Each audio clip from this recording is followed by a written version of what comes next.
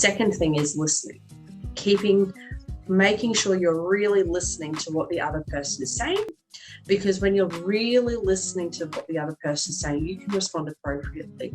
Now, does that mean that you're going to agree 100% of the time? No, you might not agree at the end, but sometimes, depending on the situation, there might be some compromise that needs to happen. And so we work out a little bit of what I want, a little bit of what they want, and that's okay.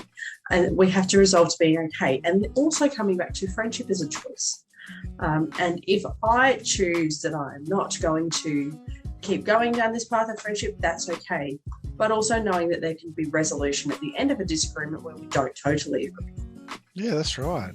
And I mean, this is a big call. We're talking to 14-year-olds or 24-year-olds about, you know, like, you don't have to get your own way in every conversation, because the relationship matters more than whatever it is we're talking about. Yeah.